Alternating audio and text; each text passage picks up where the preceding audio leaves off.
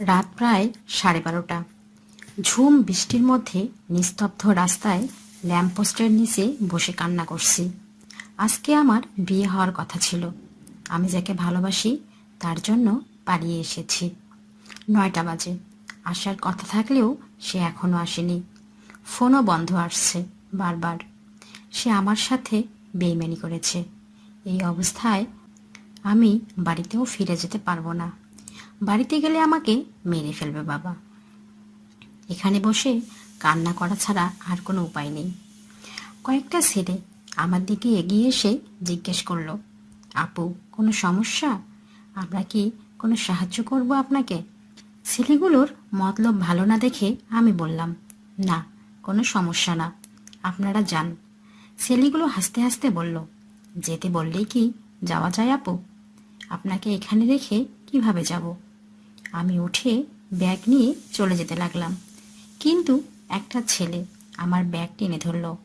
আরেকজন এসে আমার মুখটা চেপে ধরল যাতে আমি চিৎকার করতে না পারি। আর দুইজন আমার হাত ধরে ফেলল। আমি অনেক চেষ্টা করেও নিজেকে ছাড়াতে পারলাম না তাদের হাত থেকে। আমি ভেবেই নিয়েছিলাম এদের হাত থেকে আজ রক্ষা নেই আমার। কিন্তু হঠাৎ করেই তারা আমাকে ছেড়ে দিয়ে ভয়ার্ত দৃষ্টিতে আমার পেছনে তাকিয়ে উল্টে পাল্টে দৌড় দিল সবাই। আমি কিছুই বুঝতে পারলাম না কি দেখে দৌড় দিল তারা। অশ্রুসিক্ত চোখে ব্যাগ উঠিয়ে পেছনে তাকিয়ে দেখি একটা ছেলে দাঁড়িয়ে আছে।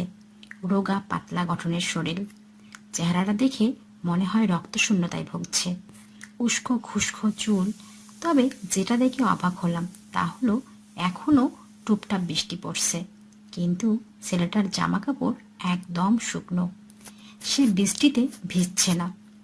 আমি ভাবলাম হয়তো নেশাখোর বকাটে ছেলে হবে, তাই তাকে পাশ কাটিয়ে চলে যাচ্ছিলাম। জানি না কোথায় যাব। হঠাৎ সে আমাকে ডাক দিল, এই মেয়ে, এত রাতে এখানে কি করছো তুমি? আমি থমকে দাঁড়িয়ে গেলাম। তার কণ্ঠটা এত ভারী যে আমার হৃদয় পর্যন্ত কেঁপে উঠল। আমি বললাম, সেটা আপনার না জানলেও চলবে, আমাকে আমার মতো যেতে দেন। ছেলেটা বলল, এই জায়গাটা ভালো না, কোথায় যাবে তুমি? আমি তোমাকে পৌঁছে দেই। তাছাড়া আমি না থাকলে তো ওই ছেলেগুলো এতক্ষণে তোমার বড় কোনো ক্ষতি করে ফেলতো।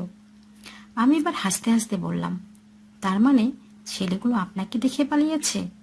এই শরীর দেখে? যাক, মজা ভালোই করতে পারেন। ছেলেটা আর কিছুই বলল না। মুখে শুকনো একটা হাসি দিয়ে পেছনে হাত দিয়ে চলে যেতে লাগলো। আমি কি মনে করে যেন তাকে ডাক দিলাম, ভাইয়া একটু দাঁড়ান, আমি খুবই বিপদে পড়েছি। সে দাঁড়ালো। আমি তার কাছে গিয়ে সব কিছু খুলে বললাম, তারপর কান্না করে দিলাম। ছেলেটা বলল, এখন কান্না করে লাভ নেই, আগে ভাবার দরকার ছিল তুমি কার জন্য বাড়ি ছেড়ে চলে আসছো। এখন আমি কি করতে পারি তোমার জন্য? আমি বললাম, আমি বাসায় ফিরে গেলে আমার বাবা আমাকে মেরে ফেলবে। প্লিজ আমাকে একটা থাকার জায়গা খুঁজে দিন। আমার কাছে কিছু টাকা আছে, বাসা থেকে আসার সময় নিয়ে আসছিলাম, চাইলে আপনি রাখতে পারেন।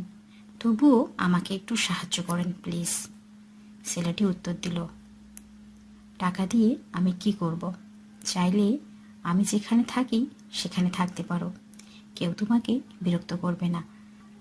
আমি বললাম, আমি আপনাকে বিশ্বাস করব কিভাবে ভাইয়া? ছেলেটি ভারী গলায় উত্তর দিল, আমি কারো ভাইয়া না, আমার নাম শিমুল। আর এখন আমাকে বিশ্বাস করা ছাড়া তোমার অন্য কোনো অপশানও নেই। বিশ্বাস ভঙ্গ করে জীবিতরা, মৃতরা তো নিজেরাই ঠকে বসে আছে। মৃতরা মানে? কি সব আজে বাজে কথা বলছেন? দেখেন, আমাকে কিন্তু ভয় দেখাবেন না, এমনিতেই বিপদে আছি। ঠিক আছে চলেন, আপনার বাসায় থাকবো। আমার আর কোনো উপায় নেই।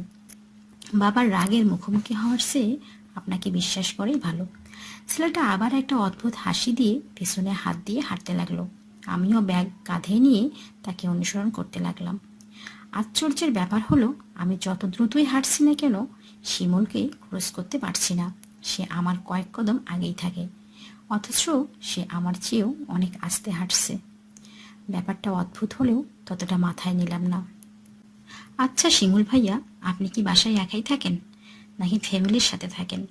আপনার মা বাবা কিছু বলবে না আমাকে নিয়ে গেলে? শিমুল ভাইয়া উত্তর দিল, আজ 5 বছর যাবত আমি একাই থাকি। আমার কোনো ফ্যামিলি নেই।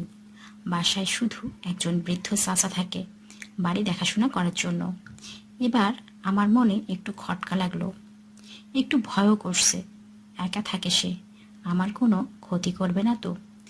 একবার মন বলছে তাকে বিশ্বাস না করি, আর একবার মন বলছে এখন তো আমার যাওয়ার অন্য কোনো জায়গা নেই, দেখি না গিয়ে কি হয়। টিভিতে রেসলিং দেখে অনেক টেকনিক শিখেছি। আমার সাথে খারাপ কিছু করার চেষ্টা করলে রেসলিং দেখিয়ে দিব। ছেলেটা আমাকে অবাক করে দিয়ে হাসতে হাসতে বলল, রেসলিং ছোটবেলায় আমিও অনেক দেখেছি, তবে নিশ্চিত থাকেন আমার সাথে কোনো রেসলিং দেখানোর প্রয়োজন পড়বে না। আমি অনেক ভালো ছেলে। আমি হয়ে গেলাম। আমি তো এগুলো মনে মনে ভাবছিলাম, তাহলে সে শুনল কিভাবে? তার এমন অদ্ভুত আচরণ আমাকে ভয় পাইয়ে দিচ্ছে। শিমুল ভাইয়া, আমি তো এগুলো মনে মনে ভাবছিলাম, তাহলে আপনি জানলেন কিভাবে? এবার সে হাঁটা বন্ধ করে আমার দিকে তাকিয়ে বলল, ম্যাজিক। আমি এমন অনেক কিছুই জানি যা তোমরা জানো না, তবে আমি যা জানি তা দিয়ে কারো ক্ষতি করি না কখনো, আবার উপকারও করি না। এই বলে সে আবার হাঁটা শুরু করলো। একবার ভাবলাম পেছন থেকে পালিয়ে যাই, ছেলেটা বেশি সুবিধার মনে হচ্ছে না, কেমন অদ্ভুত অদ্ভুত কথা বলছে। এসব ভাবতে ভাবতে সে একটা বিল্ডিং দেখিয়ে বলল, ওই যে 3তলা বিল্ডিংটা দেখছো, আমি ওখানেই থাকি। তুমি যাও বাড়িতে, সেখানে আবুল চাচাকে পাবে। তাকে গিয়ে বলবে আমি স্টুডেন্ট, এই শহরে নতুন এসেছো, কোনো বাসা বা হোস্টেল ম্যানেজ হয়নি এখনো, আর তার হাতে কিছু টাকা ধরিয়ে দিবে, তাহলেই সে তোমাকে থাকতে দিবে। আমি বললাম, এটা কেমন কথা ভাইয়া? তার মানে আপনি আসছেন না আমার সাথে? না, আমার একটু কাজ আছে, কাজটা শেষ করে আমি চলে আসব। এখন যাও তুমি, যেভাবে বললাম সেভাবেই বলো তার কাছে। এই বলে শিমুল ভাইয়া চলে যাচ্ছে। আমি ডাকলেও সে কোনো সাড়া দিল না। কি বিপদ, এমন অদ্ভুত মানুষ আমি জীবনেও দেখিনি। ততক্ষণে প্রায় রাত শেষ হয়ে এসেছে। কি আর করার, দেখে গিয়ে বাসায় জায়গা হয় কিনা তার কথা মতো। এসব চিন্তার মাঝে ভুলেই গিয়েছিলাম আমি একজনের জন্য বাড়ি ছেড়ে চলে এসেছি। মনে পড়তেই আবার কান্না চলে আসলো। কি করলাম আমি এটা? কয়দিন এভাবে লুকিয়ে থাকবো? আমার কি কখনো আর বাড়ি ফেরা হবে না?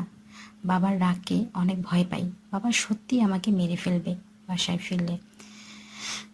ভাবতে ভাবতে ওই বাসার সামনে চলে আসলাম। দেখলাম একজন বৃদ্ধ লোক সাদা পাঞ্জাবি গায়ে ছাদে ফুল গাছে পানি দিচ্ছে। আমাকে নিচে দাঁড়িয়ে থাকতে দেখে সে কিছুক্ষণ পর নিচে নেমে আসলো এবং জিজ্ঞেস করলো, কে তুমি? আর এই সময় এখানে দাঁড়িয়ে আছো কেন? একবার ভাবলাম শিমুল ভাইয়ার কথা বলবো, যে উনি আমাকে পাঠিয়েছে, কিন্তু কি মনে করে যেন বললাম না। আমাকে চুপ থাকতে দেখে আবার জিজ্ঞাসা করলো, কে তুমি? তখন আমি শিমুল ভাইয়ার শিখিয়ে দেওয়া কথাগুলো বললাম। উনি বললেন, দেখো মা, বাসাটা খালি পড়ে আছে, তার মানে যে কাউকেই থাকতে দেব এমনটা না। এই বাড়ির মালিক আমাকে বাড়ি দেখাশোনার দায়িত্ব দিয়ে অন্য কোথাও থাকে। সে যদি জানতে পারে আমি কাউকে বাসায় থাকতে দিয়েছি, তাহলে সমস্যা হয়ে যাবে। আমি বুঝতে পারলাম সে টাকা চাচ্ছে। আমি ব্যাগ থেকে কিছু টাকা বের করে ওনার হাতে দিলাম। এরপরে তার সুর পাল্টে গেল। আমি বললাম, এই বাড়িতে কি শিমুল নামের কেউ থাকে? প্রশ্নটা শুনে লোকটি বেশ ভয় পেয়ে গেল মনে হচ্ছে। আমি খেয়াল করলাম রীতিমতো কাঁপছে উনি। লোকটা নিজেকে কিছুটা সামলে নিয়ে বললেন, ঠিক আছে, তুমি একা একটা মেয়ে বিপদে পড়েছ, তাই তোমাকে থাকতে দিচ্ছি, কিন্তু একটা শর্ত আছে, কখনো ছাদে যাওয়া যাবে না। আমি বললাম, ঠিক আছে, ছাদে যাব না। আমাকে আমার রুমটা দেখিয়ে দিন দয়া করে, অনেক ক্লান্ত আমি, একটু বিশ্রাম নিতে হবে। উনি আমাকে নিয়ে 2য় তলার রুমটা দেখিয়ে চাবি দিয়ে বললেন, এই রুমেই থাকতে পারো তুমি, আর মনে রেখো ছাদে যাওয়া যাবে না। তারপর উনি চলে গেলেন। আমি ব্যাগটা পায়ের কাছে রেখে চাবি তালাতে দিলাম। মনে হচ্ছে রুমটা অনেক দিন ধরে বন্ধ পড়ে আছে, মরিচা ধরে গিয়েছে তালায়। কিছুক্ষণ তালা চাবির যুদ্ধের পর অবশেষে তালাটা খুলল। আমি ব্যাগটা হাতে নিয়ে দরজা খুলতেই বিরাট একটা ধাক্কা খেলাম। শিমুল ভাইয়া রুমে বসে আছে। আমি হাঁ করে তাকিয়ে আছি। কিছু বলতে যাব এমন সময় সে বলল, আসো আসো, তোমার জন্যই তো অপেক্ষা করছিলাম। আমার মাথাটা ঘুরতে লাগলো। মাত্র তালা খুলে আমি ঘরে প্রবেশ করেছি, আর তালাটা দেখেও মনে হচ্ছিল অনেক বছর এই ঘরের তালা খোলা হয়নি। তাহলে শিমুল ভাইয়া ঘরের ভিতরে কিভাবে প্রবেশ করলো? ঘরের ভিতরে ধুলাবালি ভর্তি ছিল। শিমুল ভাইয়া আমাকে বলল, তোমার শরীরটা বোধহয় খুব খারাপ, তাছাড়া সারাদিন অনেক পেরেশানি গেছে তোমার ওপর দিয়ে। তুমি বরং বাথরুম থেকে ফ্রেশ হয়ে আসো। বারান্দায় গিয়ে হাতের বাঁদিকে বাথরুম। আমি ততক্ষণে তোমার রুমটা পরিষ্কার করে দিই। আমি আর কোনো কথা বাড়ালাম না, সোজা বাথরুমে চলে গেলাম। মাথা তখনও বেশ ঘুরছে। কি হচ্ছে আমার সাথে এসব? কিছু বুঝে উঠতে পারছি না। ফ্রেশ হয়ে এসে দেখি শিমুল ভাইয়া ঘরে নেই, কিন্তু রুমটা ছকছক করছে। এত দ্রুত এত নোংরা একটা ঘর কিভাবে এত পরিষ্কার হলো? আমার মাথা যেন কাজ করছে না। তাছাড়া শিমুল ভাইয়া ঘরে প্রবেশ করলোই বা কিভাবে, আর গেলই বা কোথায়? আমি ঘরটা খুব ভালোভাবে পর্যবেক্ষণ করলাম। এই ঘরে প্রবেশপথ একটাই, তাহলে ছেলেটা ঘরে প্রবেশ করলো কিভাবে? এসব ভাবতে ভাবতেই আমি ঘুমিয়ে পড়ি। দুপুর 12টায় আবুল চাচার ডাকে আমার ঘুম ভাঙে। দেখলাম আবুল চাচা এক প্লেট ভাত আর এক বাটি তরকারি নিয়ে হাজির আমার সামনে। আমি চাচাকে জিজ্ঞাসা করলাম, আচ্ছা শিমুল ভাইয়া কোথায়? নামটা শুনে আবার ভয় পেয়ে গেলেন উনি। আবুল চাচা আমাকে ভয়ে ভয়ে বলল, ও রোড অ্যাক্সিডেন্টে মারা গেছে আজ থেকে প্রায় 5 বছর আগে। এটা ওরই বাসা, আমি এই বাসার দেখাশোনা করি, আর ওর আত্মা এই বাসার আশেপাশেই ঘোরাফেরা করে। এই কথা বলে আবুল চাচা চলে গেলেন। এমন সময় ঘাড় ঘুরে দেখি আমার পাশে শিমুল ভাইয়া বসে আছে। আমি চমকে উঠে বলি, আমাকে ছেড়ে দেন প্লিজ, আমি এই বাড়ি ছেড়ে চলে যাব, আপনাকে আর বিরক্ত করব না। শিমুল ভাইয়া একটু মুচকি হেসে বলল, হ্যাঁ তুমি বাড়ি চলে যাও, বাড়িতে তোমাকে কেউ কিছু বলবে না, সে ব্যবস্থা আমি করে রেখে এসেছি। তারপর আমি বাড়িতে চলে আসি এবং এসে দেখি সব কিছু স্বাভাবিক। আমাকে কেউ কিছু জিজ্ঞাসা পর্যন্ত করলো না, মনে হচ্ছে কিছুই হয়নি বাড়িতে। কিন্তু শিমুল ভাইয়ার কথা আমার মাথায় সারাক্ষণ ঘুরপাক খেতে লাগলো।